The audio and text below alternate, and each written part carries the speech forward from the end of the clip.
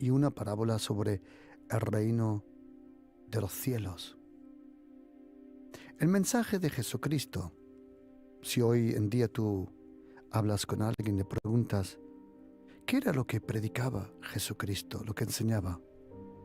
Muchos te van a decir del amor, de la paz, de la tolerancia, aunque nunca han leído la Biblia. Pero cuando lees los 4 evangelios, los evangelios del Señor Jesucristo según Mateo, Marcos, Lucas y Juan, te darás cuenta que el Señor Jesucristo, la Biblia le llama el Rey de los judíos, pero tienes que saber que cuando los magos vinieron de lejos, de un camino largo, aproximadamente 2 años ya habían tardado, cuando encontraron allí a Jerusalén, vinieron a Jerusalén preguntando, ¿dónde está el Rey de los judíos? Jesucristo nació como Rey. Por eso su mensaje solo podía ser el mensaje de un Rey. ¿Y qué representa un Rey? Es su reino, el reino de Dios. Jesucristo habló 105 veces en los 4 evangelios del reino de Dios, o como el evangelio del Señor Jesús, según Mateo, dice el reino de los cielos. El reino de los cielos. El reino que domina sobre todo. Como dice la Biblia en Salmo 103, 19, Jehová estableció en los cielos su trono y su reino domina sobre todos. El reino de los cielos, el reino de Dios que trae justicia, que trae paz, que transmite gozo a través del Espíritu Santo de Dios. El reino de Dios se ha acercado, el reino de Dios, el gobierno, la majestad, el poder, la restauración. Todo lo que tiene el reino de Dios ha venido con el nacimiento, la vida, la obra, las palabras del Señor Jesucristo. El reino de Dios ya está aquí. El reino de los cielos está aquí. ¿Está completamente aquí? Todavía no. O vamos a decirlo, en el último día, cuando dice la Biblia, ahora ha venido el reino, la majestad y la autoridad de Jesucristo, en el libro de Apocalipsis. Pero el reino de Dios está aquí. ¿Por qué? Si el reino de Dios no estuviera aquí, tú y yo no podíamos ser salvos. ¿Por qué? En Juan capítulo 3, versículo 3 y versículo 5, Jesucristo le dice a Nicodemo de noche que es necesario nacer de nuevo para entrar y para ver el reino de Dios. Si el reino de Dios no estuviera aquí, los demonios te hubieran hecho pedazos. El reino de Dios está aquí. El reino de los cielos se ha manifestado. El reino de Dios.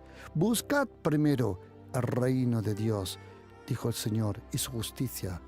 En Mateo, capítulo 6, versículo 33. El reino de los cielos está aquí. El reino de Dios es parte de nuestra herencia. Como dice el Señor en Mateo 25, 34, Lucas 12, 32. El reino de Dios, juntamente con la gracia de Dios, es nuestra herencia. El reino y la gracia están vinculados lo uno con lo otro. Porque en el reino de Dios hay un trono.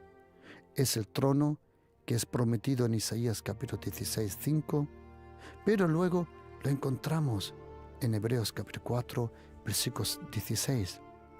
Acerquémonos al reino de Dios, acerquémonos al trono de la gracia. El reino de Dios es dominado por el trono de la gracia. Y el Señor Jesucristo, Él empezó su mensaje, como dice Mateo 4, 17, con el reino. Y como dice Hechos 1, 3, Él terminó hablando 40 días del reino. Allí aprendemos que Jesucristo empezó hablando del reino y terminó su ministerio hablando del reino de Dios. El apóstol Pablo, lo podemos leer en Hechos 19, que él entró a la sinagoga y habló por 3 meses del reino de Dios. Y en Hechos 28, cuando él está en Roma, él también terminó hablando del reino de Dios y de las cosas del Señor Jesucristo. El Señor Jesús, en los 4 evangelios, podemos leer aproximadamente mínimo 39 parábolas. ¿Por qué digo 39? Porque algunas de sus palabras se pueden interpretar como parábolas o advertencias, pero vamos a decir lo mínimo 39 parábolas. De esas 39 parábolas, Jesucristo, él usó 19 parábolas para hablarnos del reino de Dios. Yo he oído decir por ahí que Jesucristo habló, de lo que más habló fue del dinero, y que muchas de sus parábolas él hablaba del dinero y de las riquezas. Bueno, tenemos que aquí equilibrar una cosa muy, muy importante, y es esto. El mensaje de Jesucristo no era el dinero. El mensaje de Jesucristo era el reino de Dios, que si tú lo buscas, lo anhelas, entonces todas las otras cosas te serán añadidas. Pero el mensaje de Jesucristo no era el dinero. Él usó mensajes donde él usa dinero, moneda, valores, tesoros para explicar cosas. Pero el mensaje, el núcleo, el centro de su mensaje no era para nada el dinero. Usó parábolas para explicarnos cosas, claro. Él usó de una mujer que perdió una moneda, un hombre que perdió una oveja, un hombre que encontró un tesoro y muchas cosas más. Pero pregunta, ¿era el mensaje de Jesucristo el dinero? No, por favor, por el amor de Dios. Cuando uno lee la Biblia, se da cuenta que el mensaje de Jesucristo era el reino de los cielos, el reino de Dios.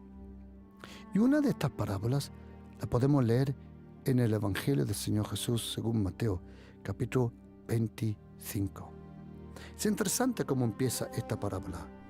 Hay parábolas que el Señor dice, el reino de los cielos es. Esta es donde dice el Señor, el reino de los cielos será. El reino de los cielos será como semejante a 10 vírgenes. ¿Qué hacían esas vírgenes? Estaban esperando al novio. Al novio le estaban esperando. Pero ¿cuál era el trabajo de las vírgenes? ¿Cuál era el trabajo de las vírgenes? Cuando uno lee en la Biblia y llega al libro de los jueces y en otros pasajes, uno aprende que las vírgenes preparaban la novia. Las vírgenes preparaban la novia. Y nosotros aprendemos y sabemos que Jesucristo es el novio y que la iglesia de Jesucristo es la novia. La iglesia es la novia, Jesucristo es el novio. Pero pregunta, ¿quién son las vírgenes? En este caso, las 10 vírgenes. Para comprender eso tenemos que saber lo que dijo el apóstol Pablo, que él dice que los ministros, las personas, incluso todo cristiano, con su vida, con su ejemplo, con su testimonio, con sus palabras, están preparando a la novia. Todos nosotros somos parte de la novia.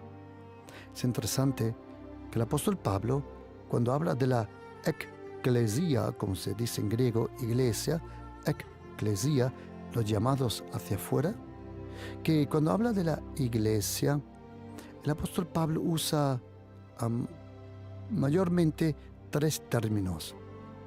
Él dice que la iglesia es la novia. Él dice, yo estoy preparando como una novia. Y luego dice que la iglesia es un cuerpo. Y luego dice que la iglesia es un ejército.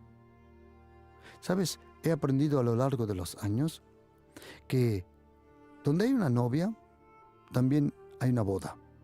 Y a la boda vienen todos, incluso los que no están invitados. Sí, yo he visto bodas donde viene gente y no están invitados. Ellos mismos se invitan. Y una de las cosas más difíciles en una boda es elegir a los invitados. Y muchas veces hay conflicto entre la novia y el novio, porque la novia quiere invitar a alguien y el novio no quiere, pero sí tienen que invitarlo, porque si no lo invitan se ponen luego molestos. Por eso lo invitan para que no se pongan molestos, pero ellos se ponen molestos porque están en la novia. Ay, mi alma, qué lío. Ahora, la novia, el cuerpo y el ejército. Esos son los tres términos que el Señor, mejor dicho, el apóstol Pablo, inspirado por el Espíritu Santo, usa para la iglesia. Cuando habla de nosotros, del creyente, también habla de cuerpo, pero también habla de templo. Nosotros somos el templo del Espíritu Santo. El apóstol Pedro dice que somos piedras de esa casa espiritual. Y en esta parábola de Mateo capítulo 25, el Señor dice, había una boda y estaban esperando a la boda. Y ahora hay algo gracioso y ya llevo, no sé, honestamente si son 140 o 141 bodas aquí en la iglesia Pasión por Cristo que he hecho. Y os voy a confesar una cosa. Hasta ahora, solo una novia estuvo puntual. Normalmente, en una boda, en casi todas las bodas, es el novio el que está puntual y la novia es la que viene tarde. Pero, en este caso, las 10 vírgenes prepararon la novia. Las 10 vírgenes prepararon la iglesia, la novia. ¿Pero quién vino tarde? El novio. Hasta ahora nunca he experimentado que el novio venga tarde a la boda. Hasta ahora no.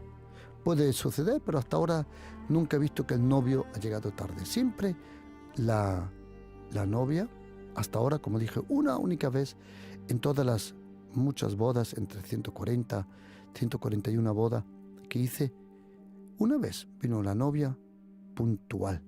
Y de verdad, os confieso, me dejó descolocado, porque normalmente sé que viene tarde. En este caso, el que tardó fue el novio. ¿Quién es el novio? El novio es Jesucristo. Y aquí habla de una boda, pero hay una cosa graciosa, querido oyente. ¿Sabes qué? Que las bodas, la boda de Cana, Juan capítulo 2, esta parábola de la boda, y en otro lugar, ¿sabes qué es gracioso? Que se habla siempre de la boda, del novio, pero todavía no de la novia. ¿Por qué no? Porque todavía la novia no había sido comprada con la sangre de Jesucristo. La novia aparece detrás de la resurrección de Jesucristo. Ahí aparece la novia, que es la iglesia. ¿Y cuál es la iglesia de Jesucristo? ¿Cuál es la verdadera iglesia de Jesucristo? Algunos dicen, no, nuestra iglesia es la verdadera. Otros dicen, no, nuestra iglesia es la verdadera.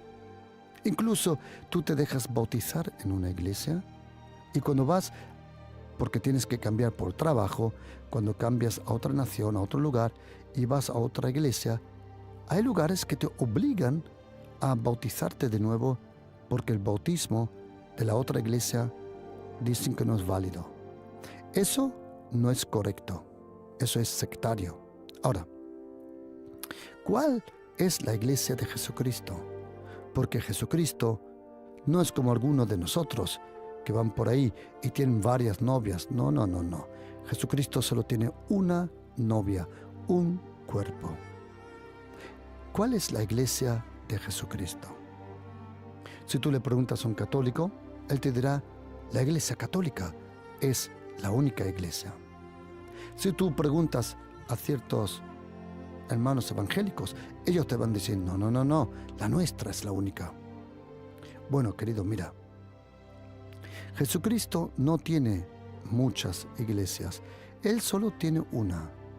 ¿Quién es la iglesia de Jesucristo. Tienes que saber una cosa. Hay un escritor, un predicador muy bueno que ya partió, se fue con el Señor, Francis Frank Capane, que él dijo: el cristianismo en Galilea era un hombre, en Roma una institución, en Europa una cultura, y él, como era norteamericano, dijo, y en el norte de América un show. Ahora tienes que saber una cosa. ¿Quién es la verdadera iglesia de Jesucristo? La verdadera. Algunos dicen, si tú le preguntas a un hermano gitano, dirán, no, Filadelfia es la única. Si tú le preguntas a un adventista, no, la nuestra. Si tú preguntas a un ortodoxo, te dirá lo mismo. A ver, ¿quién es la iglesia verdadera de Jesucristo? Para eso tienes que saber que la iglesia de Jesucristo no es una denominación, no es una constitución.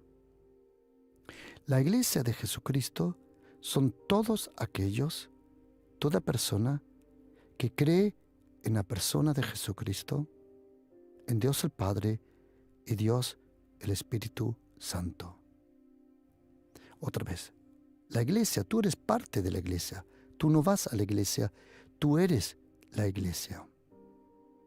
Tú eres parte de la iglesia. Tú no vas a la iglesia. A donde tú vas es a una congregación, pero tú eres la iglesia.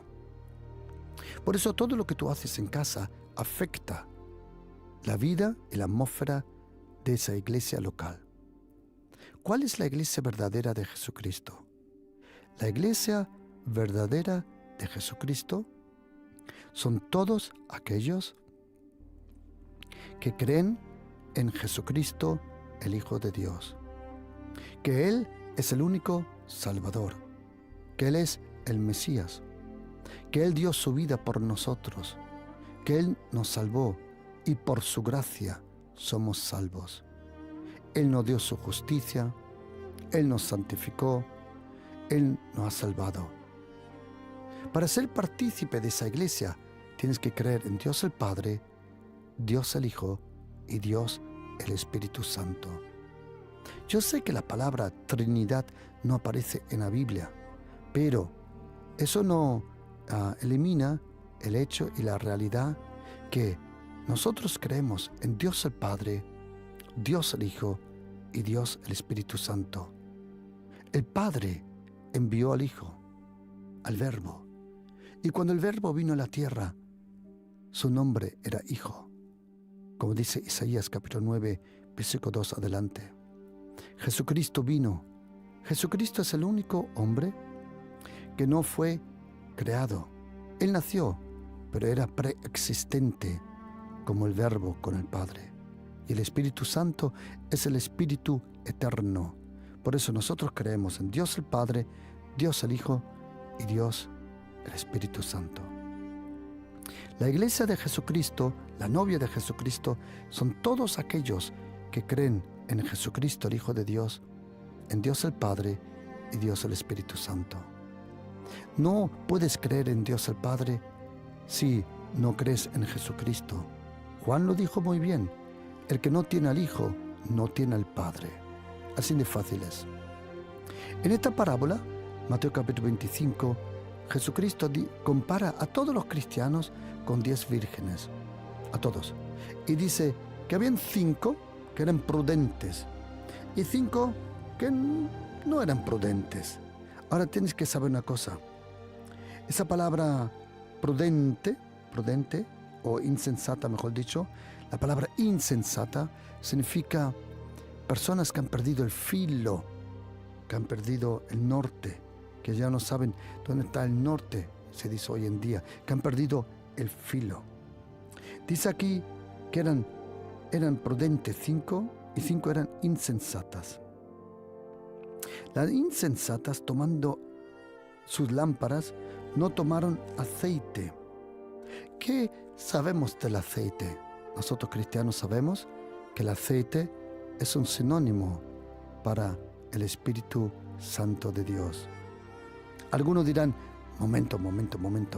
¿Se puede tener un poco del Espíritu Santo o mucho del Espíritu Santo? No. A una persona o está presente o no presente. El Espíritu Santo es como una mujer, o está embarazada o no está embarazada. Nadie dice, está embarazada al 50%. No.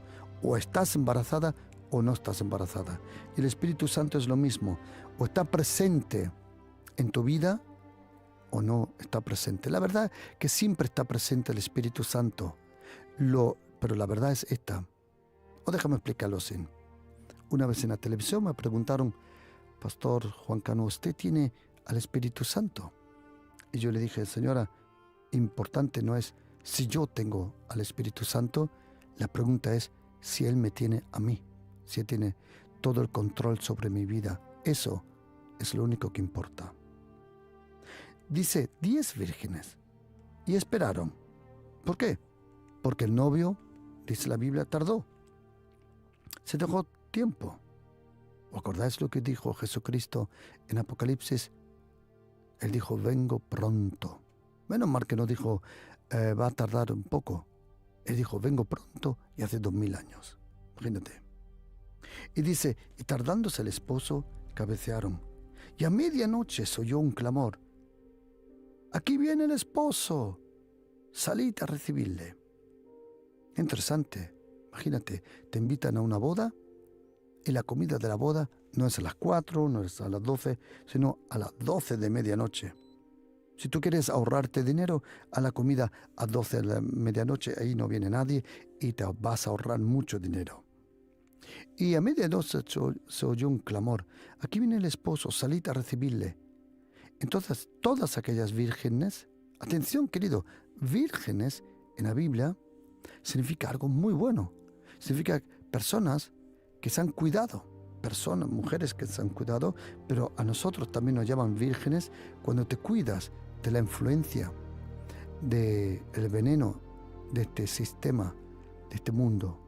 El Señor Jesucristo dijo, Padre, yo no te pido que los quite del mundo, Padre, yo te pido que los protejas del mundo, porque ellos no son del mundo, lo mismo que yo. A medianoche se oyó un clamor. Aquí viene el esposo, salid a recibirle. Entonces todas aquellas vírgenes se levantaron y arreglaron sus lámparas. Interesante, arreglaron. Esa palabra arreglar, de ahí viene la palabra cosmeo, cosmética, arreglarse.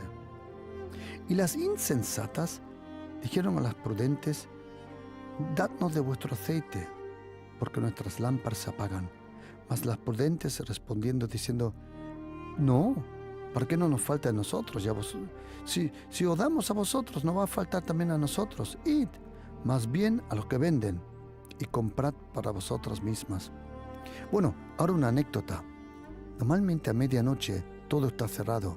Yo creo que en esta parábola está escondido, o están escondidos, no se dice, pero están escondidos todas las tiendas de los chinos, porque son los únicos que abren a medianoche. Yo estoy convencido que era un chino en Galilea que allí estaba, y era el único que tenía abierto, porque ¿quién abre una tienda a la medianoche? Otra cosa, ¿cómo vas a encontrar la tienda? ¿Cómo vas a encontrar la persona que tiene aceite si no tienes luz para llegar? Si no tienes luz, ni llegarás al lugar donde se puede comprar el aceite. Y dice la Biblia, pero mientras iban a comprar, vino el esposo. Las que estaban preparadas entraron con él a las bodas y se cerró la puerta. Después vinieron también las otras vírgenes diciendo, Señor, Señor, ábrenos.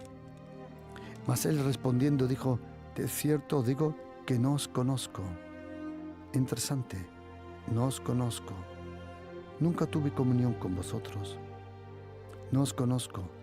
Y dice el Señor, velad, porque no sabéis el día ni la hora en la cual el Hijo del Hombre ha de venir. ¿Por qué no dice Jesucristo esto?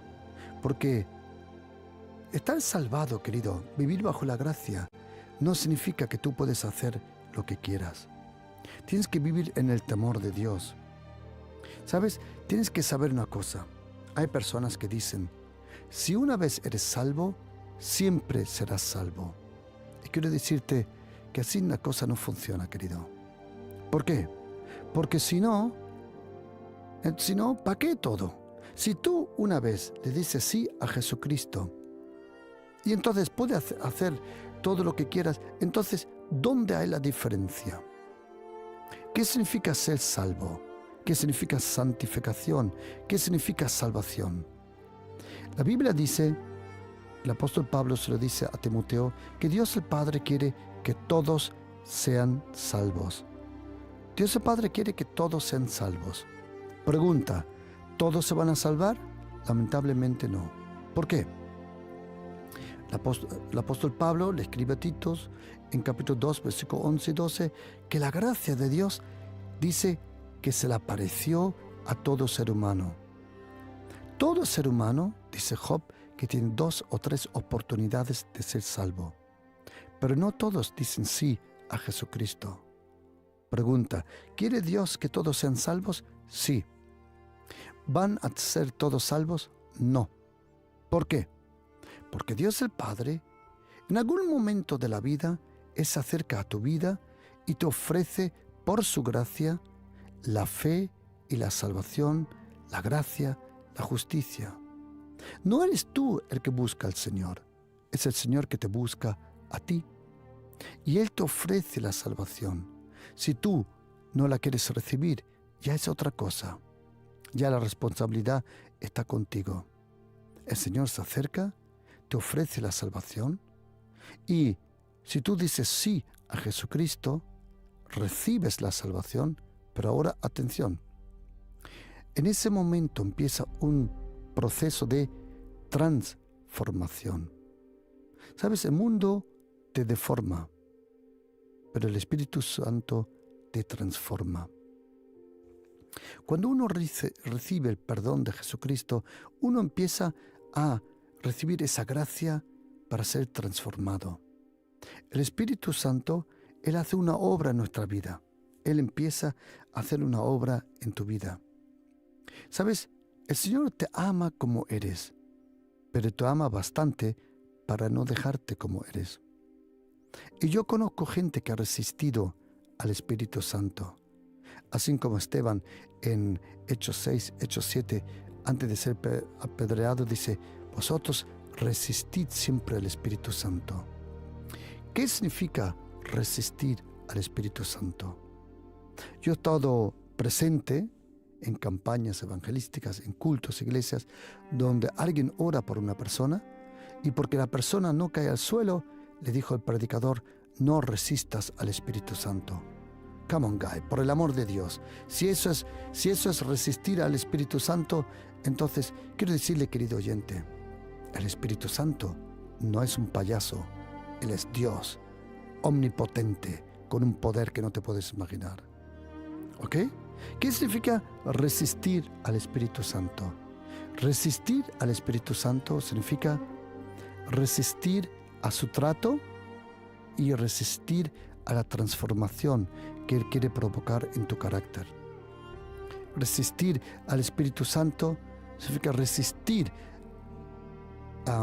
y no permitir que Él te transforme, porque el Espíritu Santo quiere hacer una obra en tu carácter, en tu corazón.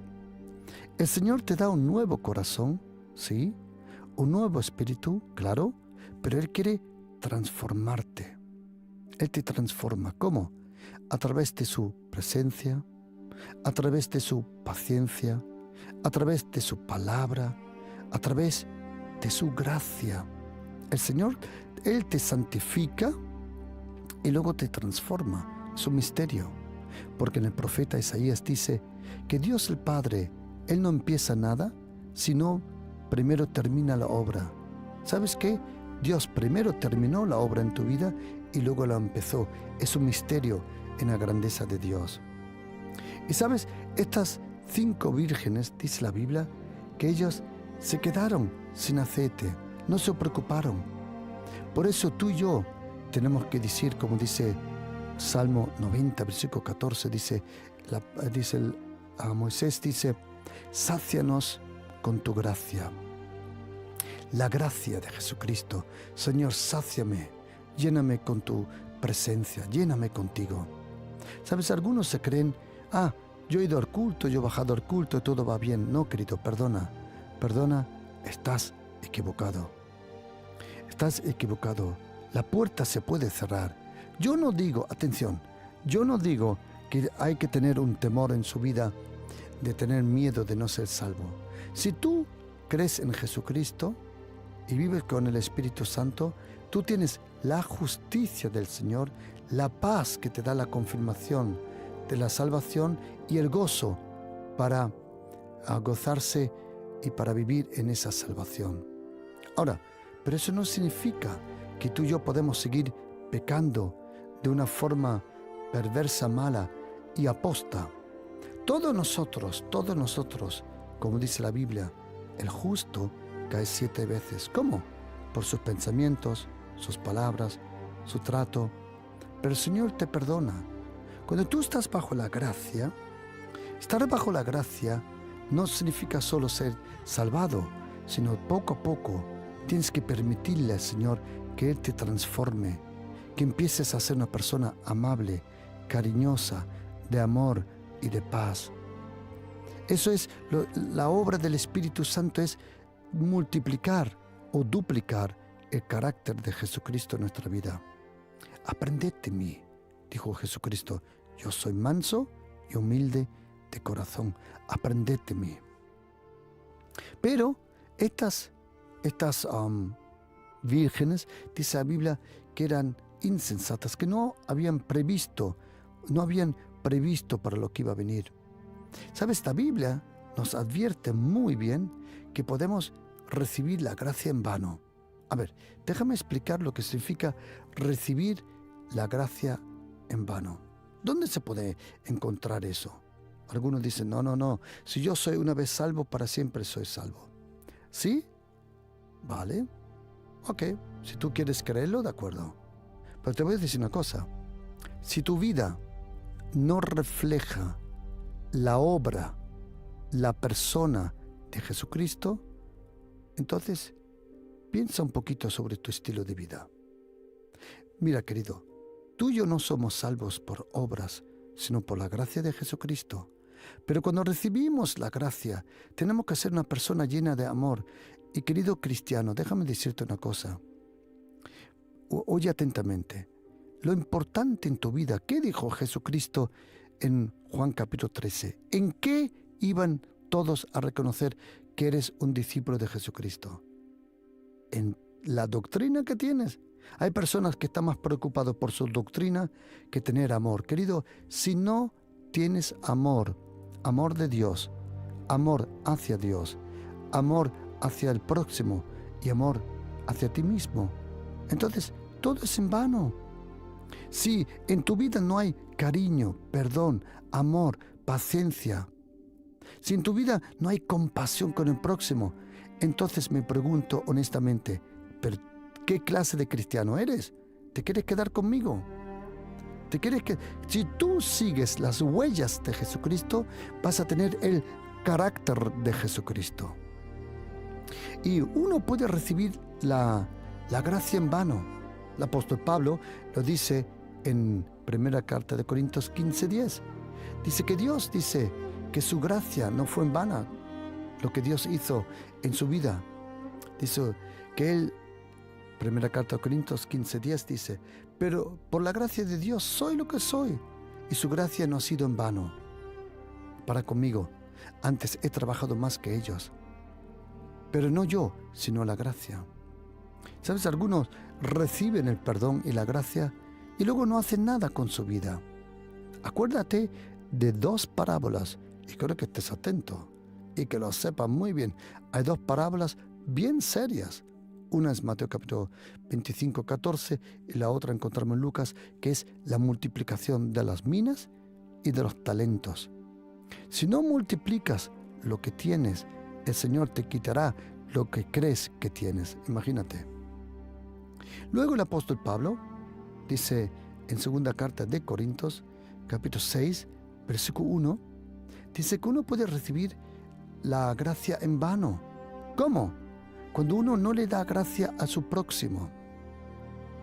Cuando tú no das la gracia, el trato, el amor, el cariño, la paciencia que tú has recibido. ¿Sabes cómo tú tienes que tratar a las personas?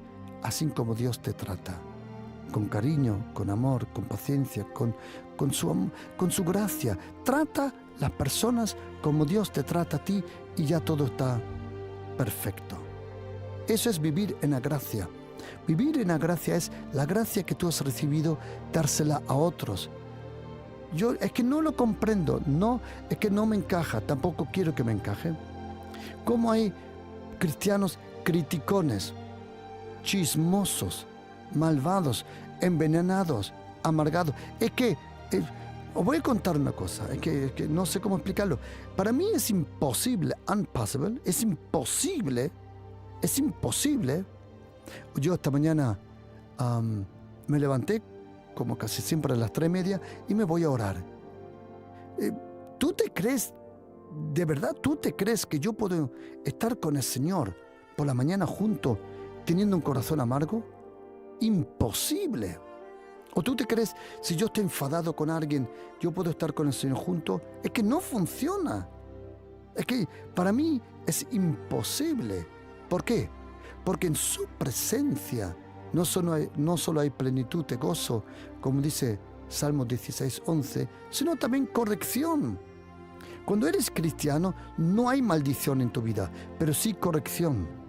Dios el Padre no maldice a sus hijos, a ninguno. Él sí nos corrige, pero no nos maldice. Y si yo tengo algo en mi corazón, el Señor en su presencia me corrige. Y ahora os digo lo que yo creo.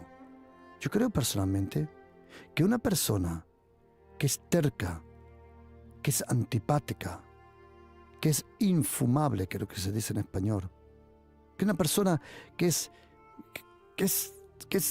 no es bonito estar con ella. ¿Sabe lo que yo creo? Que no conocen la presencia de Dios. No la conocen. Y te digo por qué.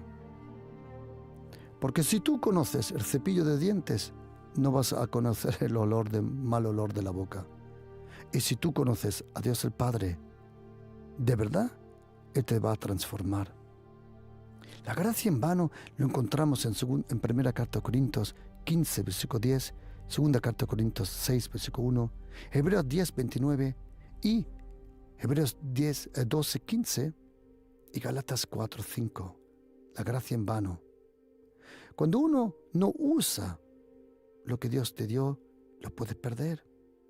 Cuando uno no reconoce el tiempo, cuando uno no sabe valorar el sacrificio de Jesucristo, cuando uno no comparte lo que tiene, cuando uno no quiere comprender, porque hay un versículo en Primera de Samuel que es impresionante, a ver si lo puedo tocar aquí un momento, que es capítulo 15, Primera Samuel capítulo 15, aquí el profeta Samuel le dijo a Saúl, dijo, ¿se complace el Señor tanto en holocaustos y en víctimas como en que se le obedezcan las palabras? Ciertamente obedecer es mejor que sacrificios y prestar atención mejor que la grosura de carneros.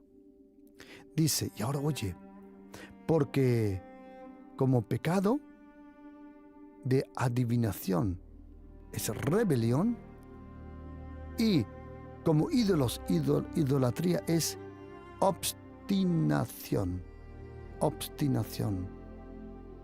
Hay personas que son cabezones. ¿Y sabe lo que dice este texto? Que los mismos demonios que hay detrás de la hechicería están detrás de esas personas cabezones. Lo dice este texto. Uno tiene que usar la gracia. Usa ese aceite. ¿Sabes? Cuando tú usas las cosas de Dios, no lo pierdes, se multiplica. Es aceite para tu lámpara, esa lámpara interior, lámpara exterior de tu vida. Que cuando tú usas lo que tienes, no se te pierde. ¿Sabes que el amor se multiplica cuando lo regalas? ¿Sabes que las finanzas se multiplican cuando lo siembras? ¿Sabes que esa sonrisa que tú le das a otra persona, buen trato, lo estás sembrando, lo estás multiplicando y en algún momento de tu vida va a regresar de nuevo a tu vida. ¿Sabes? Procura que tu lámpara, tu vasija esté llena con aceite. ¿Cómo? Lo que tienes, compártelo. Acércate a aquel que tiene el aceite, el Espíritu Santo. Usa la gracia. Acércate al Señor. Esa gracia, ese amor, ese cariño, ser simpático. Querido, yo he conocido gente que era antipática hasta las cejas, que era impresionante. Lo más antipático que te puedes imaginar. En serio, tan antipático que ella misma no se podía ver estoy pensando ahora en una persona que conocí, que ella misma no se podía ver en el espejo. Pero ¿sabes qué? Como no cambies, quiero decirte que la vida que Dios te ha dado, el rumbo de esta vida, te va a humillar. Porque antes de la caída viene la altivez, la arrogancia. Si eres arrogante y me estás oyendo y te crees que a ti no te va a pasar nada, quiero decirte que tú justo eres el candidato, el próximo para caer. Como dice el apóstol Pablo, el que esté firme, que tenga cuidado, que no caiga. Tenemos que vivir en el temor de Dios. ¿Qué significa? En respeto, en reverencia. Cuando uno se acerca a Dios, se tiene que acercar con respeto. Querido, por el amor de Dios. O déjame explicarlo de otra forma. Si yo, o no, te lo explico con un ejemplo. Un día fuimos con un amigo, un pastor que toca muy bien el piano, muy bien. Algunos castigan el piano cuando le tocan, pero este sabía tocarlo. Y fuimos a un sitio y habían unos pianos de Steinway, y unos pianos muy buenos, muy costosos. Y había uno tocando de lejos en la sala, al otro lado de la sala estaba tocando, probando un Steinway. Y mi amigo dijo, este sabe tocar. Yo, honestamente, a mí me gustó cómo tocaba, pero mi amigo dijo, no, este no solo sabe tocar, este es un virtuoso, el virtuoso tocando. Y ahora mira, si tú tocas el piano y tú oyes a otro tocar el piano, entonces tú sabes valorar si el otro sabe tocar el piano o no. Si tú tocas el violín y oyes a uno tocar el violín, tú sabes si de verdad sabe tocar el violín. Cuando yo oigo a una persona hablar del Señor, cuando oigo a una persona orar o hablar del Señor, percibo si de verdad conoce al Señor. ¿Por qué? Porque las personas que de verdad conocen a Dios, al Padre, al Hijo y al Espíritu Santo, se le acercan con cierto respeto, cierto temor a Dios, no el temor al hombre. La Biblia dice en los Proverbios que el temor al hombre te ahoga, pero el temor a Dios te libera. Cuando uno se acerca a Dios, tiene que ser con respeto, con reverencia. Para mí, nada en mi Biblia, en mi vida, yo personalmente, le tengo un respeto a Jesucristo. A Jesucristo le tengo un respeto. Que yo y todos vosotros que me habéis oído predicar y enseñar durante años, os habéis dado una cosa cuenta. Que yo nunca le llamo a Jesucristo simplemente Jesús. ¿Por qué?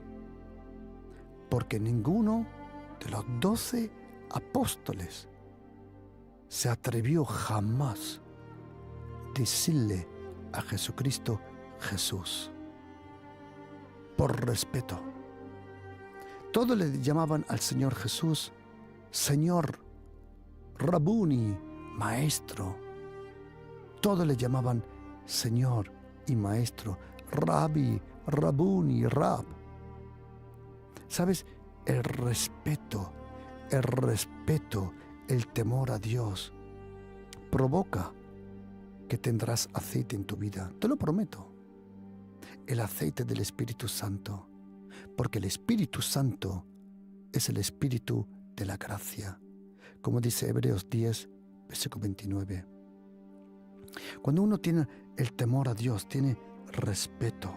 Respeta, atención, la persona de Jesucristo, respeta la obra de Jesucristo y respeta la iglesia de Jesucristo.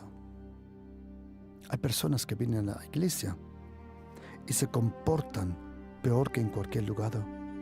Dejan el chicle pegado en algún sitio, van al baño, lo dejan todo sucio. ¿Sabes? Eso es todo testimonio que no conocen verdaderamente a Dios. Cuando uno conoce al Señor, hay un respeto, incluso a la autoridad que ha dado Dios. A una autoridad, a un pastor, a la persona de autoridad, hay respeto. Hay respeto. Pero el que no respeta es porque no conoce a Dios. El que no respeta es que porque nunca la ha conocido, nunca estuvo en su presencia. Porque, querido oyente, cuando estamos en su presencia, yo hablo de verdad a solas con el Señor, cuando su presencia te rodea, cuando su presencia te capta, cuando su presencia te llena con amor, con paz, con cariño absoluto, pero también con respeto. Y sabes, estas 5 vírgenes prudentes tenían bastante aceite. Querido oyente, mira, procura estar lleno con la gracia, lleno con el Espíritu Santo, como dice la Biblia de Esteban en Hechos 6:2, que él estaba lleno de la gracia y del poder. Y te deseo de todo corazón, querido oyente, que tú profundices, desarrolles una relación profunda con Dios el Padre. ¿Sabes? Acércate a Él. Déjate llenarte de su amor, de su cariño, de su presencia, de su palabra, de su espíritu, de su gracia. Lo deseo de todo corazón. ¿Sabes por qué? Porque entonces vas a tener aceite para todo. El aceite que con el samaritano sanó. El aceite que según Isaías 10:27 rompe el yugo. El aceite que confirma esa alteza real en tu vida como sacerdote y el rey, como dice la Biblia. El aceite del Espíritu Santo, la presencia. El aceite es el Espíritu Santo. Y, como dijo el apóstol Pablo, la gracia de Jesucristo, el amor de Dios y la comunión con aquel que tiene el aceite, el Espíritu Santo, sean con todos vosotros. Amén.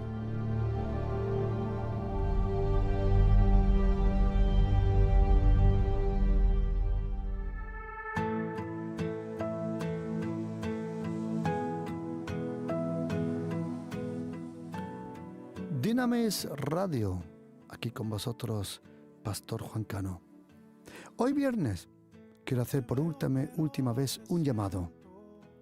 Quiero preguntar que quién de vosotros me puede ayudar este mes de septiembre con una ayuda.